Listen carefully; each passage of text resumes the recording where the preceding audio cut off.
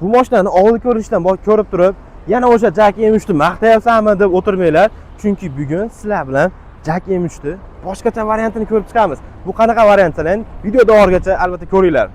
Assalomu alaykum Jack Motors muxlislari. Bugun sizlar bilan Jack M3 ni van variantini, ya'ni orqasi yukxonaligini ko'rib chiqamiz. Bu mashinamizni oldi ko'rinishlari, ichki salonlari deyarli bir xil, ozgina farq qiladigan joylari bor. Uni videolargacha ko'rsatib ketamiz. Narxi ham ancha arzon. Hop, motorlari o'sha 1.8 atmosferning oldi ko'rinishda hech qanaqa o'zgarish yo'q. Endi faqatgina yon tarafga o'tganlaringda orqa aynalar bo'lmaydi, tunuka bo'ladi. Hop, saka diskada ham farq qiladi. Endi yukli mashinalarga oddiy diska qo'yadi, chunki og'irroq yuklaganda saka diska sinib ketishi mumkin. Shuni hisobini olgan. Hop, ichki salonda ham hech qanaqa o'zgarish yo'q. Ichki salonni ham boshida ko'rsatib ketaveraylik. Ichki salonda ham hech qanaqa o'zgarish yo'q. O'sha sidinalar, hamma yo'qlari skors, faqatgina bu yerda monitor yo'q.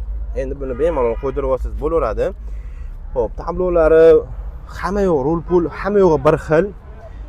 Endi hali ko'pchilik Laboda yuk tashiydi yoki shunaqa mashinalarda, van mashinalarda yuk tashiydi. Buni olganingizdan keyin siz bemalol viloyatlararo Toshkent umuman charchamaysiz. Shahar ichida ham ko'proq yuklaysiz, ob'yomli ish qilasiz. Hozir siz bilan bitta orqani ko'ramiz. Ko'rib turganlaringizda ikkita eshigi bor mashinamizni, orqada ham, yonda ham.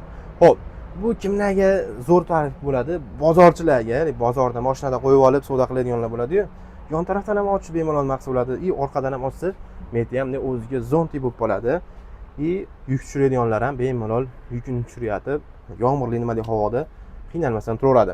Hop, orqasi 5,5 kuba, linoleumlar qilingan, ashkalar qilingan. Endi mabodo o'zingizga polka-molka qo'yasiz ham bo'ladi, 2 qator, 3 qator narsasiga qarab. Hop, yana nima taklif bunga? Bunga bitta taklifim. Oldi sidinani, masalan, o'zingizga moslagan bo'lsangiz, ana tunukani sal buyoqqa chiqarib olsangiz bo'ladi. Mana hozir bitta chiqib ko'rsataman. Ishlari ham ancha keng, damasdan keng, uzunligi uzun. Mana boltlari bor-ku, bemalol hammasi bo'sh edi. Bu yupqa qilingan. Sal orqaroqqa childirib olsangiz ham bo'ladi. Bemalol yukingizga qarab tashlaysiz ham bo'laveradi. Orqada yukingiz ham muzlayroq ketadi. Endi bitta buni ichini shumka qo'yib olsangiz,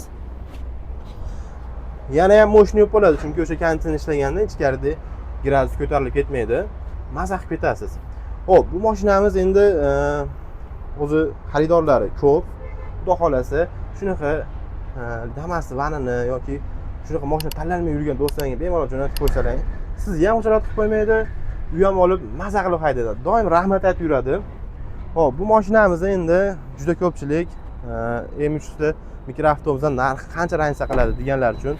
Xo'p, ular 226 million bo'lsa, bu 209 million, ya'ni 17 million so'm ranjsa qiladi. Bemalol kelasizlar, narxda tayyor 2026 sraz nomlangan shofirga chiqarib beramiz. Albatta, bu mashina sizga qiziq bo'lsa, pastdagi nomerlarga aloqa qilinglar, mashinani sraz nomga chiqartirib beramiz.